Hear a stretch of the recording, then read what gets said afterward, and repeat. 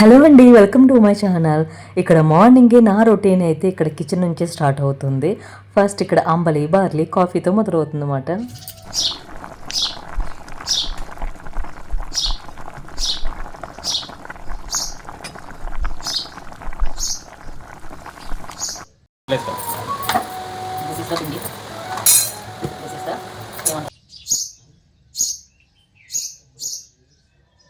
ఇంకిక్కడ morning breakfast అయితే ready చేస్తున్నాను అనమాట. దోశలు అలానే టమాటో చట్నీ నైటే ఆల్రెడీ చేసి ఉంచాను. సో బ్యాటర్ ఫుల్గా బాగా రెడీ అయిపోయి ఉంటుంది, మంచిగా వస్తుంది. ఫస్ట్ 3 days వరకు కూడా దోశలు క్రిస్పీగా వస్తుంది. లాస్ట్ డేని కొంచెం ఇబ్బంది పడుతుంది. మీకు అంతేనా? నాకు కామెంట్ చేసి చెప్పండి.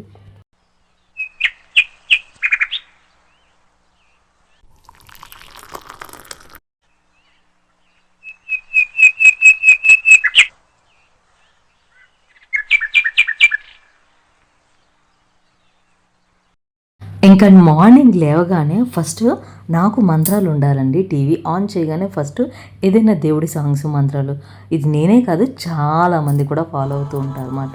ఎందుకంటే మార్నింగ్ లేవగానే మన మైండ్ ఎంత ప్రశాంతంగా ఉండాలంటే ఖచ్చితంగా ఇలాంటి దేవుడి బ్యాక్గ్రౌండ్లో సాంగ్స్ ఏదో ఒకటి వస్తుంటే మన పని కూడా మనం చేసుకుంటూ వెళ్ళొచ్చు.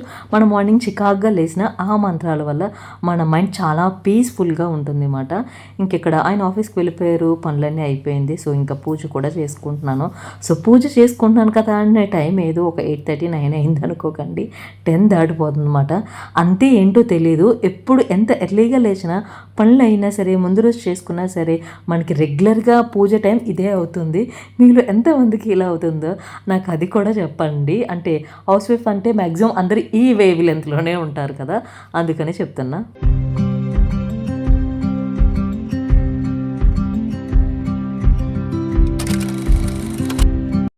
ఇంకెక్కడ కుకింగ్ అయితే కనుక స్టార్ట్ చేశాను. బిర్యానీ అలానే పన్నీర్ క్యాప్సికమ్ కర్రీ 2 చేస్తున్నాను అనమాట. ఈ బిర్యానీ నార్మల్ చాలా ఈజీ సింపుల్ అయిపోతుంది. ఆయిల్ వేసుకొని కొంచెం హోల్ గరం మసాలా స్పైసెస్ ఉంటుంది కదా, అవి వేసుకోవాలి. పక్కన ప్యాన్లో కూడా సేమ్ అంతే, ఇవి కూడా అలానే వేసుకోవాలి. బ్లాక్ ప్యాన్లో ఉన్నది ఏంటంటే క్యాప్సికమ్ పన్నీర్ కర్రీ కోసం అన్నమాట. ఆనియన్స్ ఇలా పొడవుగా కట్ చేసినవి ఉంటాయి కదా, అవి ఆనియన్స్ వేసుకోండి. అలానే పచ్చిమిర్చి, టమాటా వేసే వాళ్ళైతే వేసుకోండి, లేదంటే స్కిప్ చేయొచ్చు బిర్యానీలో. నేను స్టార్టింగ్లో వేయడం మర్చిపోయి ఇప్పుడు వేస్తున్నాను. ఇంకా పక్కన క్యాప్సికమ్ కర్రీలో కూడా అంతే, ఆనియన్స్, టమాటా, క్యాప్సికమ్ అది వేసేసుకోవాలి. ఈ లోపు అది అవుతూ ఉన్న లోపు ఇక్కడ పక్కన నేను కొంచెం జీడిపప్పు అదే గీలో కొంచెం వేయిస్తున్నాను అనమాట. ఇంకెక్కడైతే కనుక పన్నీర్ అండి. పన్నీర్ యాక్చువల్గా బయట కొనుక్కోవడం కన్నా నేను కొంచెం ఎక్కువ యూజ్ చేస్తాను పన్నీర్ని. ఇప్పుడు ఈ క్యాప్సికమ్ కర్రీలో పన్నీర్ వేసేసుకోవాలి. ఈ జీడిపప్పులు కూడా క్యాప్సికమ్ కర్రీలోకి ఇలా కొంచెం వేయించుకుని డీప్ ఫ్రై చేసుకున్నాను. ఇక్కడ రైస్లోనైతే వాటర్ వేసేసుకోవాలి. రైస్ ఎంత తీసుకుంటే దాని క్వాంటిటీ 1 గ్లాస్కి 2 glasses వాటర్ తీసుకోవాలి. నేను నార్మల్ రైస్ యూజ్ చేస్తున్నాను. పన్నీర్ కోసం ఏదో చెప్తున్నాను కదా, మర్చిపోయాను. పన్నీర్ని బయట కొనుక్కోవడం కన్నా మన ఇంట్లో చేసుకోవడం చాలా బెస్ట్ అన్నమాట. ఇంకెక్కడ క్యాప్సికమ్ కర్రీలో కారం, సాల్ట్, పసుపు మనకి స్పైస్కి తగ్గట్టు మనం యాడ్ చేసుకోండి. అన్నట్టు కసూరి మేతి కూడా, అది కూడా మీరు ఉంటే వేయచ్చు, లేదంటే స్కిప్ చేయొచ్చు. ఒక టేస్ట్ యాడ్ అవుతుంది అన్నమాట అది ఉంటే. సో ఇంకా వాటర్ కర్రీ నిండేంత వరకు వాటర్ వేస్తే దాని మట్టుగా అది అవుతూ ఉంటుంది. ఇక్కడ ఒక పక్క నుంచి ఇప్పుడు రైస్ కూడా వేసేయాలి. నార్మల్ రైసే యూజ్ చేస్తున్నాను, బాస్మతి రైస్ అయితే కాదండి. నెక్స్ట్ ఏంటంటే ఎప్పుడైనా సరే పన్నీర్ని ఇంట్లో చేసుకోవాలని చెప్తున్నాను కదా, కానీ నాకు ఎందుకు ఆ టేస్ట్, నాకు చేయడం వచ్చు, చాలాసార్లు చేశాను, బట్ నాకు ఆ టేస్ట్ ఎందుకు నచ్చలేదు. సో నేను అందుకే బయట పన్నీర్ని కొనుక్కొని యూజ్ చేస్తున్నాను. ఇంకో 5 minutes రిలాక్స్ అయ్యి ప్రొమోగ్రానేట్ తిని వచ్చేలోపు రైస్ కర్రీ 2 అయిపోయింది. సో కర్రీ ఏంటంటే పన్నీర్ క్యాప్సికమ్ కర్రీ చాలా ఈజీ అండ్ సింపుల్, టేస్ట్ బాగుంటుంది. నైట్ చపాతీలోకి కూడా బాగుంటుంది అన్నమాట. ఇంకా నెక్స్ట్ వచ్చేసి రైస్ ఎంత పొడిపొడిలాడితే ఎంత బాగా వచ్చింది కదా. ఇంకా క్యారేజ్ టైం అయిపోయింది, కుకింగ్ అయిపోయింది. క్యారేజ్ కూడా పెట్టేసి ప్రశాంతంగా రిలాక్స్ అవ్వచ్చు ఒక 1 hour లంచ్ టైం వరకుని. అండ్ చాలాసార్లు మీకు చెప్పాను కదండి, బియ్యం ఎప్పుడైనా నిండుకున్నప్పుడు ఎప్పుడు ఫుల్గా నిండుకోకూడదు. అంటే డబ్బా అన్నది ఖాళీ అయిపోకూడదు. కొంచెం రైస్ దాంట్లో ఉండగానే మళ్ళీ మనం రైస్ని నింపుకోవాలన్నమాట.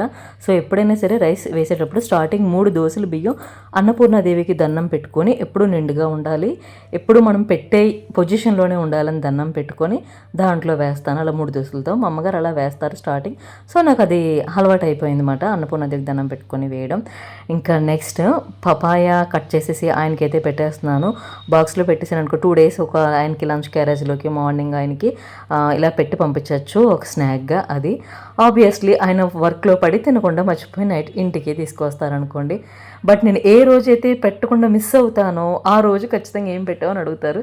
చాలా కామన్ కదా, మీ ఇంట్లో కూడా ఇలా ఉన్నారా చెప్పండి.